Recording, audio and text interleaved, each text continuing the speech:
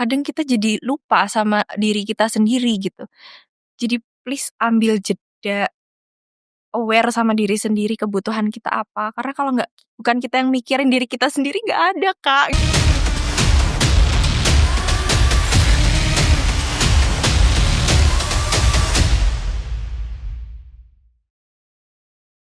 Halo semuanya, selamat datang di podcast Gue Mau Tahu. Kau mau tahu? Yuk sini kita kasih tahu. Nah, hari ini kita akan bahas topik yang sangat dekat dengan kehidupan kita, yaitu kesehatan mental. Karena di era yang serba cepat ini, kadang-kadang kita tuh nggak inget gitu untuk ngejaga kesehatan ya selain fisik ya, mental juga. Dan hari ini aku kedatangan narasumber yang udah mah cantik gitu ya, psikolog muda lagi. Oh, Nah, ada Kak Latifah Hanjani Putri MC Psikolog. Hai Hai, Kak. Ih, suaranya aja enak didengar ya teman-teman ya. Iya.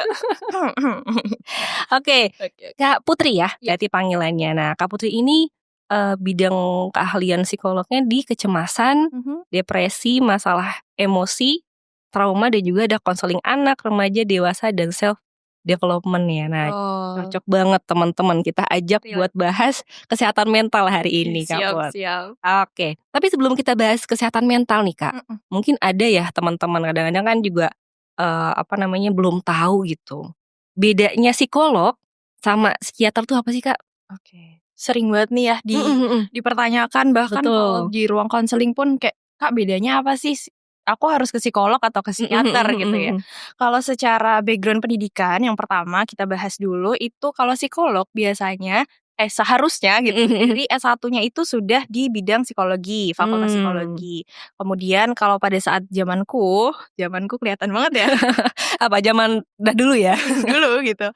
Itu masih harus relate ke magister psikologi dan itu profesi. Jadi basicnya psikologi dilanjutkan ke psikologi juga, profesi psikologi gitu. Kalau yang sekarang kayaknya udah ada profesi psikologi, nggak harus magister. Oke. Itu kalau psikolog. Kalau psikiater bedanya dia basicnya kedokteran. Jadi S1-nya ambil kedokteran, kemudian spesialisasinya ke kedokteran jiwa. Nah, nanti outputnya dia akan menjadi dokter spesialis jiwa gitu atau psikiater. Biasanya gitu sih. Yang aku denger juga tuh katanya kalau psikiater tuh boleh ngasih obat ya. Betul. Ya, Karena itu juga kedokteran kan ya. basicnya juga farmakoterapi juga. Jadi obat itu dilakukan oleh psikiater. Kalau kita lebih ke ngobrol konseling gitu, mengandalkan itu. Yes. Nggak boleh ngasih obat ya kalau psikolog. Nah, itu teman-teman ya. Itu perbedaannya karena sering banget ya, Kak. Ini kan mirip nih sebenarnya. Cuman memang ada batasan-batasannya dan ternyata pendidikannya pun juga beda ya. Beda, dari backgroundnya beda. Gitu. Kalau psikiater tadi kedokteran. Ya. Nah, kita kalau ngomongin masalah kesehatan mental itu kan ya kita bisa masuknya ke psikolog ya, Kak. Sebenarnya kalau definisinya sendiri nih, kesehatan mental tuh apa sih, Kak Put? Definisi kesehatan mental yang mungkin lebih biar gampang gitu ya untuk dipahami gitu ya sama orang-orang. Biasanya kesehatan mental itu diindikasikan sama sakit jiwa, sakit mental gitu ya. Sebenarnya artinya sendiri tuh gimana dalam kita proses berpikir kita, berperasaan kita itu emosinya stabil, kemudian perilaku kita tuh adaptif, seimbang. Itu disebut sehat mental gitu. Jadi bukan berarti orang yang happy-happy terus, yang nggak pernah ngerasain sedih, kecewa, itu sehat mental. Enggak juga gitu. Selama kita bisa berpikir secara logis, secara masih masuk akal nih, kemudian perasaan kita stabil, even kita lagi sedih pun masih bisa dikontrol gitu. Terus perilaku kita masih bisa adaptif, sosialisasi masih oke, kerja masih produktif, itu sehat mental gitu sih. Ya, iya berarti kalau sakit ya kalau fisik kita bisa rasain itu ya, Kak. Betul. Artinya kan kita ngerasa gak enak badan nih gitu. Nah, kalau sakit mental pun pasti kita juga ngerasain gak sih, Kak? Itu seringkali aku selalu menyamakan kayak sakit mental itu ya sama dengan sakit fisik sebenarnya. Kalau sakit fisik nih misalnya kita batuk, kemudian flu atau mungkin badan gak enak gitu kan udah warning nih, oh ini mungkin kecapean kah atau apakah, kalau orang Jawa masuk angin kah gitu kan. Jadi udah mulai ada tanda-tanda mungkin harus istirahat yang cukup, mungkin harus minum vitamin atau mungkin obat-obat gitu kan. Kalau sakit mental pun sama sebenarnya, tapi seringkali nggak kelihatan aja, nggak terasa gitu kayak, kok aku sedih berkepanjangan ya, kok aku cemas terus, kok aku emosinya nggak stabil, tiba-tiba marah, tiba-tiba seneng. Nah itu kan juga alarm sebenarnya kan, gitu. Mirip sih sebenarnya, sama-sama penting. Tetap tubuh tuh ada kayak ngasih Sinyal sinyal gitu betul. ya. Kalau misalkan, tapi sebenarnya ya Kak, katakanlah ada nggak sih batasan nih, aku sedih, sedihku tuh normal apa enggak ya? Atau misalkan aku marah, nah marahku ini tuh masih tergolong normal atau udah jangan-jangan aku sakit mental gitu kan? Ada bedanya nggak sih Kak sebenarnya? Perbedaannya normal sama yang mungkin udah butuh penanganan Bantuan, serius gitulah ya ibaratnya. Oke, biasanya kalau orang sakit, sedih, atau orang marah, atau stres, kecewa, dan segala macam, ketika itu masih pemicunya atau mungkin stresornya itu jelas. Oh, stres karena tuntutan pekerjaan, oh stres karena tugas sekolah, oh mungkin galau karena habis putus cinta gitu misalnya.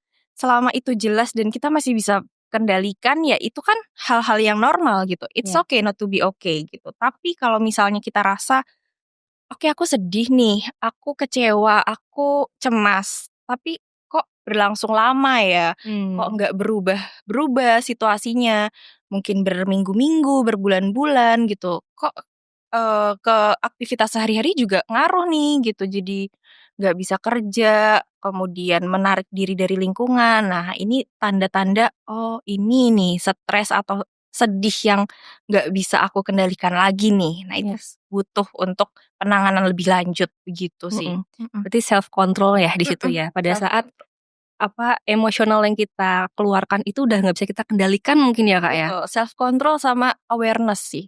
Kadang kan nggak kerasa ya kayak, kayaknya ini cuma sedih biasa deh, galau biasa gitu. Biasalah habis putus gitu misalnya, let's say itu. Terus kayak atau biasalah lagi beban kerja banyak nih. Oke, pusing, capek dan sebagainya. Tapi kalau itu sudah berlangsung dan kita nggak bisa untuk kontrol handle lagi ya, bahaya juga gitu. Benar. Apalagi tadi sampai ganggu keseharian ya Kak? Aktivitas. Sedih, nggak mau ngapa-ngapain, nggak mau kerja. Kan ada yang kayak gitu ya Kak ya? Maksudnya ya itu lagi tadi kita bilang nggak bisa ngontrol emosi kita sendiri yang kita keluarkan gitu ya. Nah cuman sebenarnya topik kesehatan mental itu kadang-kadang masih dibilang tabu ya Kak. Orang datang ke psikolog dibilang kamu sakit jiwa ya, kamu gila ya. Kan banyak orang komentar kayak gitu. Makanya terkadang walaupun sudah merasakan kok kayaknya aku ada yang beda, ada yang aku nggak bisa kontrol nih, tapi takut untuk ke psikolog gitu, untuk mencari bantuan profesional gitu kan. Nah itu gimana biar bisa kita merombak stigma itu tuh Kak Put? Oke, stigma kalau ke psikolog tuh orang sakit jiwa, orang gila, orang yang kurang ibadah gitu. Kan sering banget ya. Bener. Sebenarnya untuk mematahkannya, itu nggak bisa yang serta-merta langsung ngerubah mindset masyarakat gitu ya. Kita juga perlu edukasi dulu nih pelan-pelan. Apa sih pentingnya kesehatan mental? Ciri-cirinya tuh apa sih ketika kita udah mulai butuh untuk bantuan profesional? Terus juga apa sih upaya yang bisa kita lakukan sehari-hari nih untuk menjaga kestabilan itu, mencegah untuk tidak memperparah kondisi dan sebagainya. Edukasi itu yang pertama paling penting gitu, dan itu bisa berlangsung tidak serta-merta hari ini edukasi, besoknya udah langsung terbuka gitu ya. Nah itu juga. Kemudian menyadari self awareness itu juga nih, buat semuanya sih, nggak hanya buat kita sebagai pelaku ya atau korban ya, tapi juga ke masyarakatnya, ke lingkungan sekitar kita, keluarga. Menyadari dulu bahwa memang kebutuhan ini tuh fakta gitu, kebutuhan ini penting dan peran lingkungan sosial itu juga harus dibangun loh buat mendukung kita gitu. Itu sih untuk mematahkan stigmanya pelan-pelan sih kayak gitu salah satu caranya. Kalau yang ekstrim ya apa ya, kalau misalnya orang kalau ke psikolog berarti kurang ibadah nih gitu. Nah itu juga perlu Disangkut-sangkutin disadari. ya. Kayak misal banyak dosa sih makanya depresi gitu kayak. Wow itu serem sih. Kan sering banget tuh Kak, Bener. iya aku di-judge gitu, orang tua aku bilang karena aku jarang ngaji, jarang sholat gitu misalnya. Ya oke lah itu spiritualitas hubungan kita sama Tuhan gitu ya. Betul. Tapi di sisi lain kan kita juga butuh apa ya, kolaborasi semuanya. Spiritualitas iya, psikologis iya, fisik kita juga iya, kan pasti berhubungan semua nih. Nah, itu sih Kak, PR pentingnya nih. Salah satunya dengan yang kita lakukan nih juga Iya, biar penting. yang nonton juga tahu ya bahwa ini tuh penting loh, nggak cuman kesehatan fisik wajib kita jaga, tapi mental kita juga wajib ya teman-teman kita jaga gitu. Nggak cuma kita, lingkungan kita juga sama. Ya kalau kita melihat ada temen yang dirasa apa ya, mungkin dia ada gangguan gitu kan ya, kita jangan sampai ngebully ya, itu parah banget sih. Betul. Kayak Mhm. udah ngelihat tanda-tanda, kok kayaknya temanku biasanya ceria nih, tapi kok Mhm. akhir-akhir ini murung. Kok dia kayaknya udah nggak nafsu makan, udah kok mulai menarik diri nih dari lingkungan. Nah, Itu bener. awareness dari lingkungan juga nih yang penting. Iya. Buat yuk, Mhm. yuk cerita yuk gitu. Ya karena pasti orang kayak gitu butuh teman cerita ya, Kak. Mhm. Makanya psikolog kan menyediakan layanan konseling. Betul. Nah kalau teman-teman yang pingin nih, mungkin ada unek-unek yang nggak punya tempat cerita, terus juga salah satunya adanya psikolog ini juga bisa ya, Kak Put ya? Jadi sarana buat Mhm. sebenarnya gini Kak, kalau misal orang ada masalah, kita juga perlu perlu lihat dulu nih kebutuhannya. Entah itu hanya untuk didengarkan, bukan hanya ya, sorry, itu ingin didengarkan atau memang butuh solusi yang secara konkret dan praktis untuk bisa dilakukan. Nah, itu Mhm. kan juga berbeda. Orang kadang punya masalah, sebenarnya cuma butuh didengerin aja kok. Seringkali lingkungan di sekitarnya tuh nggak bisa tuh jadi support system Mhm. itu gitu. Nggak selamanya ke psikolog pun juga bisa memberikan solusi praktis, "Oh kamu harus ini." Nggak selamanya kayak gitu juga gitu. Kadang dengan didengarkan, validasi emosinya, terus juga tidak judgmental, itu juga sangat amat dibutuhkan loh buat teman-teman kita yang memang membutuhkan dan merasakan itu gitu. Bener sih, karena pasti lingkungan itu semua orang relate ya, Kak. Mhm. Katakanlah kita, meluapkan emosi, "Ih lebay lu," gitu kan ya. "Ih apaan sih lebay banget," kayak gitu aja baper baper gitu kan, Kak. Kayak gitu doang Mhm gitu. mhm. Tapi sebenarnya kalau, tanda-tanda awal ya yang harus kita waspadai itu, Kak. Mungkin kita bisa lihat juga di lingkungan kita. Sakit mental itu kayak apa sih? Umumnya lah, tanda-tanda umumnya. Kelihatannya Mhm. gimana gitu ya. Emosi yang perasaan yang tidak stabil atau mudah berubahnya nih, kayak tiba-tiba dia seneng, tiba-tiba dia happy, dia ketawa-ketawa, terus tiba-tiba dia marah-marah, tiba-tiba dia Mmm. sedih, murung, nangis misalnya. Terus juga mungkin kelihatan dari pola tidurnya kah yang biasanya normal kok, tiba-tiba kok akhir-akhir ini sering insomnia, sering susah tidur Mmm. ya. Apakah overthinking tiap malam gitu, atau juga yang sering kelihatan pola makan nih biasanya kalau kita kumpul sama teman-teman, dia kayaknya biasanya tuh makan oke-oke aja deh, kok akhir-akhir ini kayak nggak nafsu makan ya. Terus juga mungkin di sisi lain menarik diri dari lingkungan, biasanya gitu Mmm. Kak. Yang paling kelihatan sebenarnya itu sih, salah satunya adalah yang biasanya dia sosialisasi, biasanya orang-orang yang sedang mengalami masalah, psikologis, mental gitu ya, seringkali dia lebih memilih untuk menarik diri dari lingkungan. Karena dengan dirinya sendiri aja tuh udah berisik gitu, pikiran Mhm dia tuh mhm udah mhm. capek, berisik. Ketika dia harus sosialisasi sama orang kan harus bertukar energi, Bener. nggak ada energinya gitu. Jadi ya udahlah aku di rumah aja menarik diri. Itu sih tanda-tanda yang paling sering kelihatan di situ sih, Kak. Kebanyakan kayak gitu ya, Kak, Mhm mhm. umumnya ya. Jadi kalau misalkan, eee, kita sendiri pun juga pasti bisa merasakan ya, biasanya kita ketemu sama orang asik, Seneng gitu senang ya, gitu, terus jadi lebih senang sendiri, nah itu juga mungkin salah satu mungkin tanda salah ya, satu. Kak. Atau Mhm. lebih ekstrimnya ke perilaku-perilaku yang mengarah ke sorry ya, Mhm. kayak percobaan bunuh diri kah, Ah, atau oke. mungkin itu kan sudah di tahap yang lebih ekstrim ya. Bener. Salah satu tindakan yang, ya kalau bisa dideteksi lebih awal gitu. Nah seringkali males cerita, males ini, takut judgemental, takut dibilang gila dan lemah dan segala macam. Tapi ketika itu kita pendam sendiri, nah itu dia tuh, kita ngerasa nggak punya dukungan, Mhm. jatuhnya ke ya udahlah, mengakhiri hidup adalah satu-satunya cara gitu kan. Mhm mhm. Itu bisa loh dideteksi lebih awal gitu. Sangat disayangkan kan kalau Bener bisa sampai bener ke bener. arah situ gitu sih. Karena ya lingkungan tadi ya, Kak, dalam arti, eee orang itu kan bisa menerima keadaan itu kan berbeda-beda.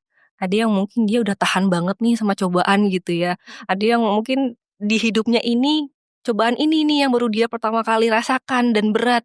Lagi-lagi kita nggak boleh judgement ya Kak. Oh, Iya kan, karena itu pasti ngaruh banget ke mentalnya mental gitu. dia.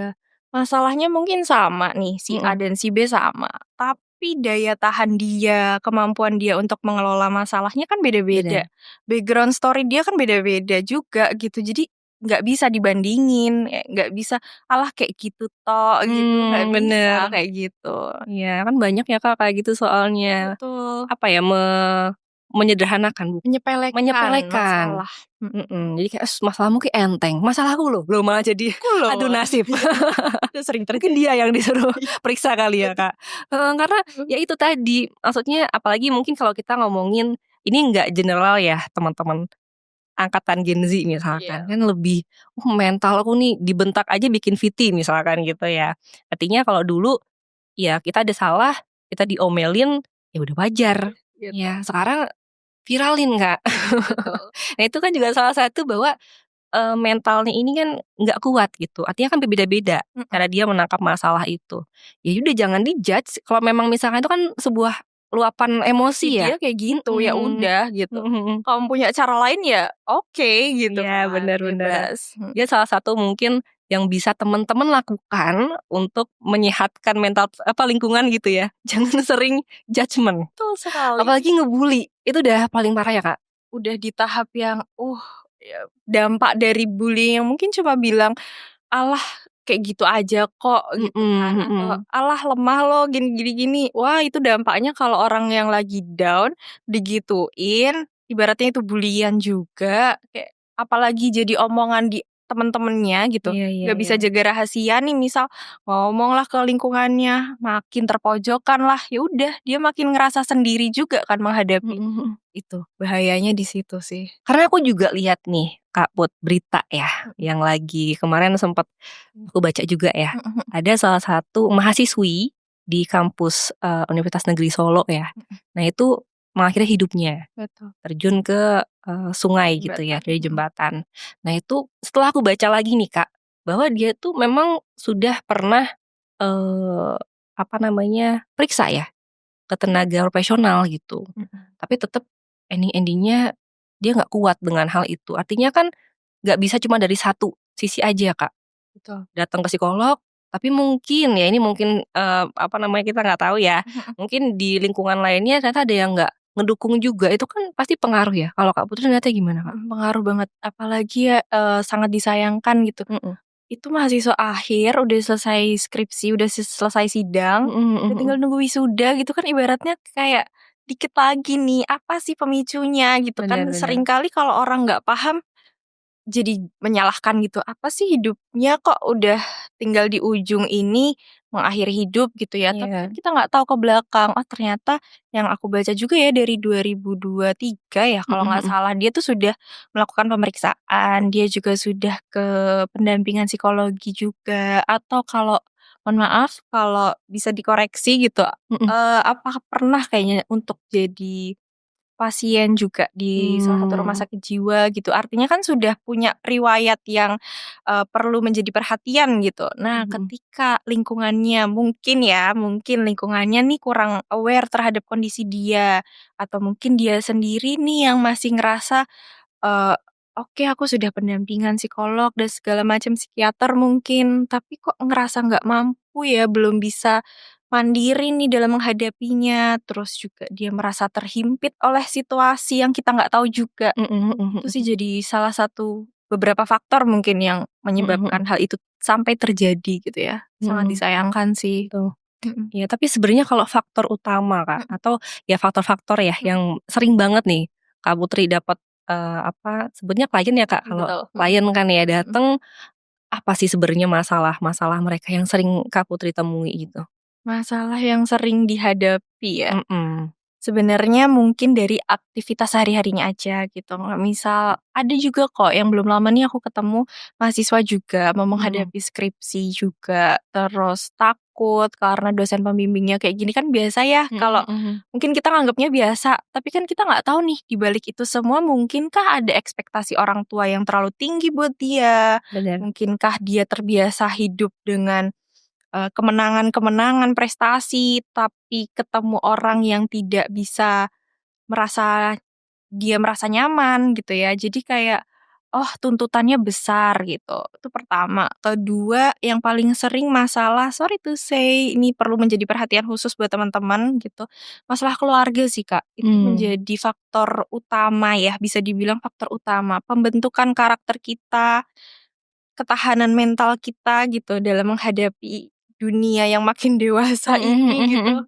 Itu kan akarnya dari keluarga gitu. Iya. Ketika keluarga sudah bisa untuk membangun lingkungan yang aman, nyaman, suportif buat dia, terbuka untuk menyampaikan emosinya, mendengarkan, memvalidasi, itu bisa menjadi salah satu langkah pencegahan dia menghadapi masalah psikologis.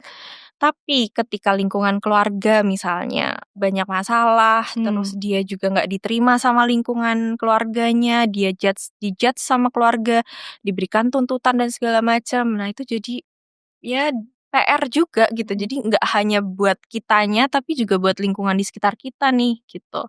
Keluarga terutama atau sahabat-sahabat di sekitar, support system itu sih faktor. Terus udah sih kayaknya kebanyakan di situ, kalau berakarnya pasti ke masalah internal. Jadi itu yang sering ya Kak ya, pasti. Ya lagi-lagi kalau mungkin kalau udah kerja juga masalah kerjaan itu kan juga bisa ya. Kalau mau bicara itu luas sih. Luas. Tuntutan kerja, yang kuliah tugas kuliah, terus jarang waktu buat self care juga, terlalu sibuk, toxic productivity lah kalau Nah, bahasanya kan. iya. Terus ya banyak hal gitu sebenarnya. Ya, artinya kan itu juga harus balance ya Kak. Kita harus paham kita maunya apa, ya kasih waktu untuk me time-nya kita gitu. Jangan terus-terusan kalau yang kuliah, ya itu sebenarnya kewajiban ya Kak. Iya, Belajar itu kewajiban sih. kewajiban ya. Tapi tetap kalau kalian udah mulai ngerasa stres, pasti harus ada Iya. apa ya Kak? Stress release-nya ya. Betul. Kan nggak yang 24 jam kita mikir kuliah terus gitu kan. Ada momen boleh kok sebenarnya kayak nongkrong buat nonton misalnya, atau mungkin mau ngapain kayak melakukan hobi. Nah, itu kan juga bisa jadi jeda yang positif juga gitu loh untuk menjaga kesehatan mental kita. Gitu. Ya berarti faktor-faktor tadi itu kalau misalkan kita bilang kalau dari perkuliahan tuh udah wajar ya seperti itu. Kalau dari keluarga berarti bagaimana kita membangun keluarga yang jadi pendengar ya Kak? Kalau misalkan karena ini sering banget nih, sorry banget bukannya aku mau ngejat tentang agama ya, tapi biasanya kalau udah yang Kak Putri bilang tadi, kalau kita mau curhat misalkan, ya terutama kan ke orang tua misalkan gitu ya, terus dibilang, kamu perbanyak ngaji, sholat, dan lain sebagainya. Karena memang itu betul Kak, mendekatkan diri ke yang pencipta itu memang pasti akan dibantu gitu. Tapi yang mana kita di sini butuh solusi, butuh kan kalau satu kepala kan beda ya sama ada kepala yang bantu mikir gitu kan solusinya. Seenggaknya dengerin dulu lah ya. Kalau nggak bisa kasih solusi yang praktis misalnya, at least dengerin aja, terima aja, validasi aja emosinya. Toh nggak ngurangin apa-apa dari diri kita juga kok. Bener. Kadang-kadang kan ada yang gemes pingin langsung jawab gitu loh Kak. Jadi mendengar untuk menjawab. Tahan dulu please gitu. Karena ya itu lingkungan tuh paling penting ya Kak pasti. Untuk karena juga ada yang gak bisa ngobrol juga sih, gak mau terbuka. Mungkin faktornya dari ya itu tadi, pada saat mau cerita dapat feedbacknya kayak gitu kali ya. Satu itu, mungkin juga karena nggak biasa. Dari kecilnya mungkin ya, kebiasaan-kebiasaan yang terbentuk itu bukan yang terbuka nih tentang perasaan. Mungkin orang tua sibuk nih, mungkin nggak ada waktu. Tapi sesibuk-sibuknya kan at least ada lah gitu, waktu untuk me time quality time sama anak-anak nih misalnya. Untuk tanya, ya kayak di sekolah gimana hari ini, terus PR-nya gimana, teman-teman gimana, happy nggak sekolahnya, ada masalah apa, dipancing-pancing itu kan bikin anak mau cerita juga ya. Nah, kebiasaan yang tidak terbangun itu di masa dewasa dia jadi sulit untuk aduh mau cerita nggak ada temennya, nggak ada ruang. Mau cerita takut belibet, takut nggak dingertiin sama orang gitu kan. Wah itu sih kebiasaan itu juga perlu dibangun. Iya, jadi mungkin yang sekarang sedang membangun rumah tangga kecil gitu, itu mulai dilatih ya Kak dari kecil berarti ya. Benar, karena pasti sangat ngaruh kedewasaannya nanti gitu. Dan juga mungkin masalah dimanja itu juga ngaruh ya Kak. Ya, salah satunya. Artinya kan misalkan gini, kalau dari keluarga dimanja pada saat dia masuk ke dunia bebas, yang mana udah di luar kendali orang tuanya nih, bisa down itu Kak pasti. Dunia kerja deh contohnya. Tempa-tempa oleh tekanan dari realita gitu, realita gitu. Jadi karena dimanja tuh kan konotasinya lebih selalu diarahkan, selalu diberi zona nyaman gitu kan. Ketika dia harus keluar, survival mode-nya tuh nggak aktif gitu, nggak terbiasa. Nah itu juga PR juga, nggak ada salahnya juga sebenarnya untuk mencurahkan kasih sayang. Bukan dia nggak salah sih memang, cuman ada porsinya kok, dimana anak tuh mungkin fase-fase perkembangannya momen udah mulai untuk belajar mengambil keputusan sendiri, melakukan sesuatu sendiri. Terus biar melatih survival mode itu sih Kak, gitu. Karena di dunia kerja terutama kan udah harus bisa apa-apa sendiri ya gitu. Yes. Dan juga kita kerja di orang, Betul. pasti ya kita harus ngikutin apa kemauan dari yang punya kerjaan ini. Betul. Even di perusahaan sendiri pun misalnya, kan juga kita kerja sama orang kan, nggak bisa egois juga gitu. Jadi ya itu sih, pembiasaan latihan itu penting. Yes. Nah kalau kita ngomongin masalah kehidupan sekarang ya Kak, yang sangat sosial media banget nih gitu kan, apa-apa kita lihat VTU banyak banget nih persoalan-persoalan masyarakat gitu kan. Tapi kalau media sosial itu kan menurut Kak Putri ya, berpengaruh nggak ke kesehatan mental? Besar ya. Pengaruh banget gitu ya. Yang positifnya dulu deh kalau untuk kesehatan mental. Kayak dua mata pisau ya, ada sisi yang tajamnya, ada sisi yang memang positif negatif tuh hal yang biasa lah gitu. Gimana kita bijaksananya dalam menggunakan. Mungkin positifnya banyak ya, kayak sarana komunikasi, kemudian kita bisa tambah informasi di situ. Dengan banyaknya psikoedukasi di sosial media itu kan juga tambah pengetahuan kita. Edukasi terkait kesehatan mental, terkait masalah-masalah mental tuh apa. Kemudian juga bisa sarana untuk ekspresi diri juga, mengembangkan self development kita. Aku suka ngomong nih, atau aku suka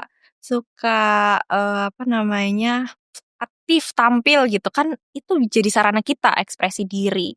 Tapi jangan salah juga nih, di sisi lain juga ada sisi negatifnya juga kalau kita nggak bisa kontrol. Kontrol apa yang kita lihat, kontrol apa yang kita akses sehari-harinya. Contohnya kan banyak ya Kak Put sekarang tuh kayak berat gitu ngomongnya. Gimana? Orang update di sosial media kan biasanya tentang hal-hal yang happy, hal-hal flexing, pencapaiannya atau hal-hal yang bahagianya lah. Tapi kan jarang lah ada yang memperlihatkan fase depresinya dia, fase dia fighting terhadap masalahnya kan jarang. Ya ada juga mungkin ya. Tapi kan ketika itu dilihat oleh orang-orang yang sedang merasa struggling terhadap masalahnya, melihat orang kayak hidupnya enak-enak aja ya. Nah, jadi membandingkan diri. Nah, itu dia tuh. Kelanjutan, kayak kok aku kayak gini, teman-temanku udah kayak gini, cemas masa depan. Mungkin juga FOMO juga bisa terjadi, kayak ada tren ini nih. Gak mau ketinggalan, terus kita scroll cari, terus akhirnya gak bisa kontrol waktu, kontrol diri. Nah itu sih hal-hal yang menjadi plus minusnya nih. Dan pemicu ya tentunya. Betul, pemicu besar. Bisa jadinya sakit mental gitu. Karena ngelihat orang semuanya happy, kok aku doang yang sedih nih kayaknya di dunia ini. Padahal kalau kita lagi happy juga mungkin kita akan melakukan hal yang sama, update juga dan nggak apa-apa juga gitu kan, ekspresi diri gitu. Tinggal ngefilternya aja sih sebenarnya. Artinya jangan jadikan sosial media itu standarmu ya. Betul, banyak nih PR-nya. Mm-mm. Standar TikTok gitu. Standar TikTok, standar IG juga banyak ya. Nah itu soalnya jadi sesuatu yang apa ya, tolak ukur kehidupan itu nggak bisa diukur di sosial media. Kita ngeliat orang, oh dia suksesnya sukses terus nih, enggak juga, pasti ada sisi negatifnya yang tadi Kak Putri bilang ya, nggak diliatin aja. Dilihat gitu. aja. Enggak ada yang diliatin tapi itu kayak kelas balik gitu, udah sukses nih. Spill Spill. lalu dikit nih gitu. Bener, gitu ya Kak. Artinya tadi ada sisi positif, negatif. Positif banyak banget pasti ya. Betul. Nambah ilmu. Kita pun banyak tahu di TikTok juga udah banyak ya Kak tentang kesehatan mental tuh seperti apa, bagaimana cara-caranya. Itu juga bisa teman-teman lihat juga, salah satunya di podcast ini. Makanya kita bikin. Iya. Nah kalau misalkan tadi kita balik lagi ya Kak, orang udah merasa emosiku nih gak stabil ya, kok aku sedih terus, ini gimana, udah aware bahwa aku butuh bantuan profesional. Nah caranya Kak untuk gimana sih aku harus mencari seorang psikolog gitu, atau tenaga ahli yang tepat ya. Dan mungkin Kak Putri bisa juga ngasih gambaran kapan aku harus ke psikolog dan kapan aku harus ke psikiater gitu. Oke. Pilihan itu ya, artinya kita di awal dulu sebelum kita mau ke teman-teman profesional gitu, entah psikolog, psikiater atau tenaga ahli lainnya gitu. Kita perlu aware, pertama itu aku selalu menyebutkan awareness dari tadi. Kemudian kita perlu pahami kebutuhan kita tuh apa sih sebenarnya. Apakah kita butuh konseling, butuh cerita aja, didengarkan aja, atau mungkin kita rasa ini udah parah deh, tidurku nggak berkualitas sama sekali, kayaknya butuh bantuan untuk obat misalnya gitu ya. Itu juga berarti kan ada perbedaan tadi ya di awal kita bahas ya, kapan ke psikolog, kapan ke psikiater, itu salah satunya. Kemudian ketika kita mau cari sebenarnya psikolog yang benar tuh kayak gimana sih, atau psikiater yang benar tuh kayak gimana sih. Kalau aku bicara di bidang psikolognya ya Kak ya. Kalau psikiater mungkin bukan di bidangku, takut salah nih gitu. Kalau psikolog cari yang memang terdaftar dan resmi, izin praktek yang resmi gitu. Itu bisa dicek di akunnya HIMSI, websitenya HIMSI, Himpunan Psikologi Indonesia gitu. Tapi juga perlu diperhatikan juga, dipahami juga bahwa tidak semua psikolog atau tidak semua klien itu connect gitu. Artinya setiap psikolog tuh punya pendekatannya sendiri, spesialisasinya sendiri, ya bidang keahlian sendiri gitu ya. Tidak semua itu cocok dengan klien A gitu. Jadi kita perlu cari dulu kebutuhan kita tuh apa, kemudian kita cari dulu background dari si psikolog itu kira-kira gimana, atau kita bisa tahu juga review dari mungkin klien yang sudah pada konseling di situ kan biasanya ada tuh Kak reviewnya, itu gimana ya, kira-kira sesuai nggak ya. Ada psikolog yang memang tipenya humanis gitu, ada yang memang langsung ke tips-tips praktis misalnya gitu kan, juga disesuaikan dengan kebutuhan kita gitu. Jadi mirip kayak nyari dokter ya Kak sebenarnya.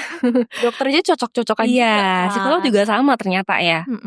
Jadi nggak yang sekali ketemu, oke masalahku kelar gitu kan, wow gitu kan. Jadi harus lagi-lagi kita aware dulu kita kebutuhannya apa ya Kak. Kalau memang belum terlalu parah yang kayak tadi, udah sampai gak bisa tidur gitu ya Kak, pikirannya tuh berisik banget gitu. Sakit kepala udah kayak fisiknya keganggu gitu. Ya mungkin boleh tuh untuk teman-teman psikiater gitu, buat pasti akan ada konseling dulu, assessment dulu, kebutuhannya apa. Oh kalau memang butuh obat ya obat gitu kan. Kita ngomongin masalah penyakit ya kan biasa ada yang self diagnosis sendiri gitu, mendiagnosa penyakitnya sendiri. Aku kayaknya mungkin arahnya ke psikiater kali ya, kayak aku udah bipolar nih gitu. Aku jangan-jangan aku skizo gitu. Itu kan serem ya Kak? Banget kan? Padahal belum pernah ke profesional tapi sudah ngeklaim bahwa dirinya sendiri itu sakit ini, sakit itu gitu. Ya kan? Artinya memang tetap harus kita kita infokan bahwa ya harus ke profesional gitu ya Kak. Cek dulu Cek dulu gitu. kan. Itu tadi balik ke media sosial. Itu salah satu dampaknya Negatif juga ya. buka Google gitu atau ChatGPT lah sekarang, kayak aku punya masalah ini. Aku sakit apa? Muncul depresi, muncul ini. Wah, kita fokus sama diagnosa itu, tapi kita nggak kepikiran untuk lari atau mencari profesional atau cari solusi dari masalah itu gitu. Nah, self diagnose nih kan juga ya banyak sih Kak. Jujur kan? sih masih banyak terjadi ya gitu. Malah sekarang karena informasi itu kita bisa dapat dengan banyak dan dengan mudah, malah lebih banyak sekarang Kak. Iya Iya kan? bener. Jadi ya dia bagaimana caranya, mungkin nanti searching juga bagaimana cara untuk menyembuhkan depresi. Caranya ini gitu. Oke. Ya udah kalau memang dengan itu terbantu, mau dicoba misalnya terbantu, ya syukur alhamdulillah. Tapi kan kita juga perlu pendampingan berkala ya. Kadang bukan hanya tips praktisnya aja gitu, cuman evaluasi, follow up dan sebagainya. Itu juga peran kita nih sebagai psikolog mungkin atau tenaga kesehatan lainnya gitu kan. Yes. Pendamping. Ya tadi banyak informasi yang kita dapat, tentu saja ada yang benar, ada yang enggak ya Kak. Tentu aja ada yang dibilang mitos atau fakta. Nah. Tapi sebenarnya banyak nggak sih Kak mitos-mitos atau kesalahpahaman ya orang-orang tentang kesehatan mental ini Kak? Banyak kayak tadi orang yang ke psikolog tuh orang gila, orang yang kurang ibadah, terus mungkin laki-laki tidak boleh menangis gitu. Nah itu juga bener itu. Laki-laki tidak bercerita, tiba-tiba kenapa gitu kan. Terus juga anggapan bahwa harus selalu kuat. Terngiang-ngiang itu, terus kayak nangis tuh nggak boleh, nangis tuh bentuk kelemahan. Menghadapi tantangan ini harus kuat, harus.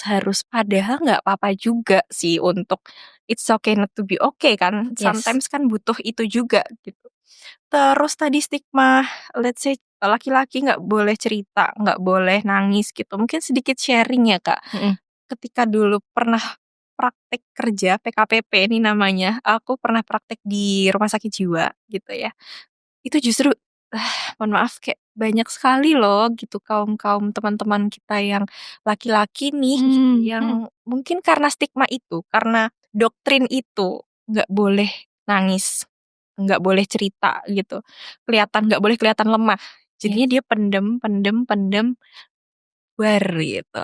Bom waktu ya. Bom waktu ketika di titik tertentu ya udah dia tidak terbiasa membuang pelan-pelan masalahnya, tapi ditumpuk, ketika sudah menumpuk ya itu meledaknya di situ. Kan jadi lebih fatal gitu ya. Sulit untuk dibenahi lah kalau sudah ke arah parah gitu. Kan itu bisa diminimalisir lah setidaknya.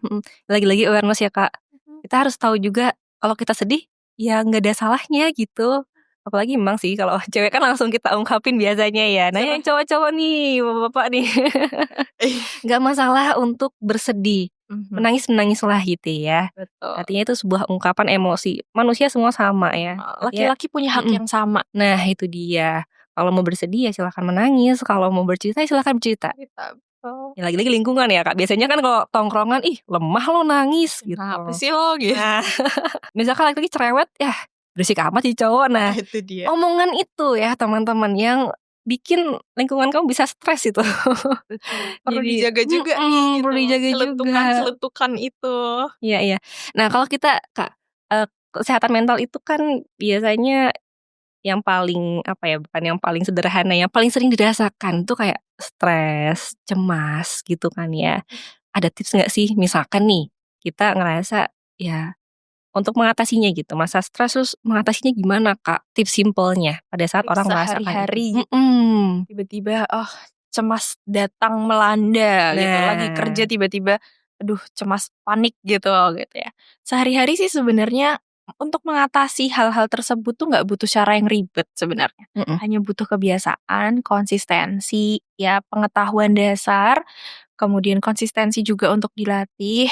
Misalnya ketika lagi stres di suatu pekerjaan yang lagi kita lakukan sekarang gitu, nggak ada salahnya kita buat ambil jeda dulu, misal 10 sampai 15 menit untuk rilis dulu, mungkin ada yang dengan mendengarkan lagu, dia nyanyi-nyanyi, Iya. ada yang mungkin minum dulu air putih nih yang sering kali ter-skip oleh teman-teman yang sudah sibuk bekerja fokus, atau peregangan dulu, mungkin tubuh kita butuh relaksasi. Terus seringkali tuh yang aku sering ini nafas sih, Kak. Nafas kan Gimana tuh? ibaratnya kita sehari-hari nafas ya. Iya. Tapi kalau orang lagi panik, stres, cemas dan sebagainya itu kan seringkali henti nafas sesaat gitulah ibaratnya. Oke. Nah, jadi dengan kita mindful, oke, tarik nafas, tahan, keluarkan, atur itu sehari-hari juga bisa kita lakukan. Kan simpel gitu, nggak butuh alat apapun gitu kan. Tuh pertama. Kemudian mindfulness dalam segala hal juga bisa kita lakukan. Ada juga yang namanya teknik grounding, mungkin sering dengar juga teknik grounding tuh yang 5 hal yang bisa kita lihat, 4 hal yang bisa kita rasakan gitu, 3 hal yang bisa kita dengar, 2 hal yang bisa kita cium baunya, atau 1 hal yang bisa kita rasakan gitu. Itu kan bisa nggak butuh apa-apa gitu. Misal di meja kerja aja kita bisa lakukan itu gitu ketika kita tiba-tiba cemas, tiba-tiba habis ini mau presentasi, apapun gitu. Itu sih sama pembiasaan sehari-hari sih. Atur pola tidur, terus istirahat, self care tadi, tetap sempatkan waktu. Kurang lebih gitu sih, Kak, bisa dilakukan sehari-hari. Jadi pembiasaannya ya melakukan itu ya. Tadi yang apa Kak namanya? Grounding. Grounding, Itu gimana sih? Mau dong, mau tahu. Aku belum pernah tahu. oke. Teknik grounding itu lebih ke menyadari. Menyadari bahwa di sekitar kita tuh ada apa ya yang bisa kita manfaatkan lah dalam tanda kutip ya gitu. Grounding kan membumi gitu ya. Jadi menyadari 5, 4, 3, 2, 1 tekniknya. 5 hal yang bisa kita lihat ketika kita lagi cemas kan atau stres kan pikiran kemana-mana nih, Banget fokus ke stresnya ke gitu ya. stresnya gitu kan. Alihkan dengan cara 5 hal yang bisa aku lihat, oh ada ini, oh ada meja, oh ada lampu, ada ini. 5 hal apa di sekitar kita yang bisa kita lihat, 4 hal yang bisa kita rasakan, oh mungkin, oh lagi panas nih suhunya lagi panas, atau mungkin, oh ini AC-nya kedinginan deh kayaknya. Kan kita teralihkan tuh pikiran sesaat. 3 hal yang bisa kita dengar. Di tengah-tengah keberisikan kepala kita, coba kita renungkan, ini apa yang kita dengar ya? Oh, ternyata ada suara AC nih, nging nging nging gitu. Iya. Atau oh, teman kita lagi mukul-mukul meja nih misalnya, atau oh ini apa ya? Ada suara apa gitu. 2 hal yang bisa kita cium baunya misalnya. Kita boleh kayak biasanya anak-anak sekarang tuh apa namanya, aromaterapi atau apapun itu gitu ya. Oke, ternyata bisa nih meredakan. Kemudian satu hal yang bisa kita rasakan misalnya kita entah permen kek atau apa kek gitu yang oke itu bisa setidaknya mengalihkan ya, tidak menghilangkan secara utuh ya gitu. Mengalihkan sesaat dari kecemasan, stres dan lain sebagainya sehari-hari gitu. Itu bisa banget tuh teman-teman dicoba ya tekniknya. Karena pasti sering Kak, ya yang dimanapun ya, sekolahan, kuliah, kerja pun, semua pasti bisa merasakan itu karena itu perasaan yang apa ya normal dirasakan dan pasti harus merasakan itu pada saat situasi tertentu gitu kan. Betul, wajar gitu. Ya. Tapi ada pesan terpenting nggak Kak untuk teman-teman yang denger nih biar bisa memprioritaskan tentang kesehatan mentalnya? Pesannya tadi sering sekali aku sebutkan gitu ya. Aware, please teman-teman. Di tengah kesibukan kalian, please ambil jeda sesaat buat ngerasain, buat aware sama diri sendiri sebenarnya aku nih lagi kenapa ya? Perasaanku sekarang kenapa ya kok aku lagi cemas, aku lagi stres banget. Apa sih yang aku butuhkan? Terus apa sih yang bisa aku lakukan sebenarnya gitu. Kalau kita terus-terusan sehari-hari tuh, hidup kayak robot, terlalu terprogram ini gitu. Kadang kita jadi lupa sama diri kita sendiri gitu. Jadi please ambil jeda, aware sama diri sendiri kebutuhan kita apa. Karena kalau bukan kita yang mikirin diri kita sendiri nggak ada Kak gitu. Bener sih, bener. Jadi lagi-lagi aware ya, itu kunci penting di podcast hari ini. Kita harus aware ya, Self awareness. self-awareness dengan kesehatan mental kita gitu. Karena pasti sih Kak, dewasa ini asik Tiba-tiba nih. Tiba-tiba nih mau jadi curhat ya. Dewasa ini pasti orang merasakan yang dulu bilang pengen jadi dewasa. Kalau kamu dewasa nggak mau. Kalau sekarang Kalau bisa mana kecil lagi. kalau lihat anak kecil kayak nikmatin deh, Nah, nikmatin ya. gitu. Jangan cepet-cepet dewasa gitu. Tapi menyenangkan kok. Menyenangkan ya. Ada Dinamikanya menyenangkan. naik turun ya. Rasakan manfaat. Rasakan ya. Nah, tapi ada nggak Kak satu hal yang mungkin pendengar nih yang lagi mendengar podcast ini bisa lakukan di hari ini untuk meningkatkan kesehatan mental dia? Oke. Cek diri sendiri. Tanya sama diri sendiri tadi. Balik lagi sih ke situ karena itu poin yang menurut aku walaupun mungkin kayak apa sih self awareness gitu ya. Tapi ya itu kita nggak bisa, kita aja susah untuk mengetahui kondisi diri kita, apalagi orang lain gitu. Kalau Betul. kita berharap orang lain ngertiin kita, tapi kita sendiri nggak ngerti kita tuh maunya apa yang kita rasakan gitu. Jadi apa yang bisa dilakukan? Misalnya nih, sambil aja ngaca gitu, terus ngobrol sama diri sendiri kayak, makasih ya Put gitu ya. Makasih ya Put, kamu sudah bertahan nih sejauh ini gitu. Maaf ya kalau kamu selama ini mungkin berat ya untuk menjalani hari-hari.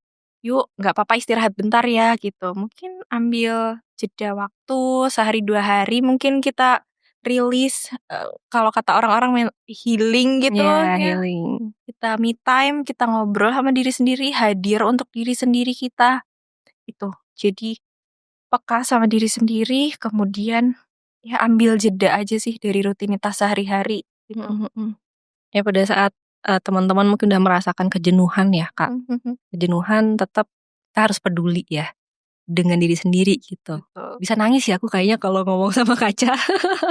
Iya kan? Iya kan, maksudnya setelah melewati perjalanan panjang ini gitu, pasti kita juga harus kasihan gitu, puk diri sendiri gitu ya. Betul, hak itu juga bisa ini ya Kak ya, Betul. menenangkan diri bahwa ya kita pasti bisa kok gitu. Betul, yang selama ini nggak sadar aja seberapa kerasnya kita sama diri kita sendiri. Badan dibawa kemana-mana, diajak lembur, diajak kesana kemari. Tapi kita nggak sadar, oh tubuh ini tuh juga butuh kalau istirahat. Yeah. Kayak fisik lah mungkin, oh butuh tidur, butuh vitamin, butuh liburan mungkin gitu kan. Iya.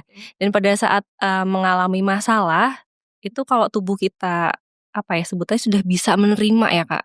Sudah bisa menerima, nggak yang lagi kacau banget, itu akan lebih ini nggak sih? Lebih siap nggak sih? Lebih siap, betul. Walaupun ada tempaan apapun ketika kita sudah aware tadi ya, kapan saatnya aku istirahat, kapan saatnya aku berjuang.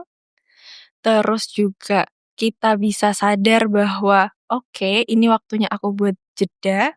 Oke. Nah, itu awareness sama itu tadi yang Kak Put bilang itu. Jadi harus benar-benar sadar diri dulu gitu. Ya, yang peduli sama diri kamu itu kamu sendiri. Harus pertama kali itu kamu sendiri. Jangan mengharap orang lain peduli gitu ya. Ngeri banget sih ya perbahasan hari ini. Banyak yang kontroversi tadi Kak. Tapi pokoknya mohon maaf aja itu kehidupan kita ya Kak. Kita mengalami, mungkin kita juga lihat dari lingkungan gitu betul. kan, bahwa memang banyak banget yang ngedenger kayak gitu ya Kak. Di satu sisi itu based on pengalaman, tapi juga itu secara teoritis pun juga banyak dibahas gitu. Kalau teman-teman mau cek mungkin banyak hal yang ngebahas tentang itu juga. Artinya ya memang relate kehidupan sehari-hari ya memang semenantang itu gitu untuk dilalui. Iya ya. Ini nggak kerasa udah mau berapa menit Mas? Hampir 40 mau udah lumayan ya, nggak kerasa ya. Makasih banyak Kak Putri. Ini benar-benar pembahasan yang teman-teman harus tahu gitu. Betul. Bahwa nggak cuman kita olahraga ya, sekarang tahu ya olahraga lagi booming banget nih ya untuk kesehatan, tapi mental pun juga harus ya. Artinya ya mungkin tadi salah satu olahraga bisa buat stress release ya. Jadi kalau stres olahraga gitu. Itu benar sih, salah satu tips yang sering sekali aku sampaikan ketika konseling. Ada aktivitas fisik apa gitu. Yuk olahraga yuk gitu. Karena kalau kita diem aja kan makin kepikiran ya Kak. Kalau punya masalah ya gak sih? Betul. Iya kan? Cuma jalan aja gitu udah hormon endorfinnya muncul. Nah itu dia. Karena emosi juga itu pasti ngaruh ya. Fisik juga ngaruh ke emosi gitu. banyak hormon-hormon yang membahagiakan itu bisa dibalance ya Kak. Kita sering kali ngarepin orang lain ngertiin kita, tapi tubuh kita sendiri tuh punya kok sumber daya itu. Betul. Tujuan dari edukasi. Tapi itu juga sih Kak, kita nggak bisa ngarepin orang ngebahagiain kita kan. Kita bahagiain diri kita sendiri. Tubuh kita nih ada kok hormonnya. Bener-bener. Jadi podcast kali ini banyak sudut pandang baru ya Kak. Artinya lagi-lagi kita harus self awareness dengan tubuh kita. Bahwasanya kita ya jangan capek-capek mikir orang lain yang harus mikirin kita gitu kan, tapi kita pikirin diri kita dulu gitu. Untuk teman-teman semua ya, semoga obrolan kali ini bisa nambah pencerahan ya, dan juga motivasi buat tetap peduli tentang kesehatan mental teman-teman semua. Ingat, nggak ada salahnya mencari bantuan profesional ya. Jadi kalau misalkan teman-teman merasa membutuhkan, langsung ya cari psikolog atau tadi pilihannya adalah psikiater gitu ya Kak. Sesuai kebutuhan. Sesuai kebutuhan. Karena kesehatan mental itu perjalanan teman-teman. Ya jadi bukan sebuah tujuan. Jadi setiap langkah kecil itu pasti akan membuat sebuah kemajuan. Jangan lupa follow dan subscribe ya YouTube channel ini. Jadi teman-teman gak akan ketinggalan episode-episode lainnya gitu. Sampai sini. Terima kasih ya Kak Putri ya. Sampai jumpa di episode selanjutnya teman-teman. Jaga kesehatan ya. Bye, thank you.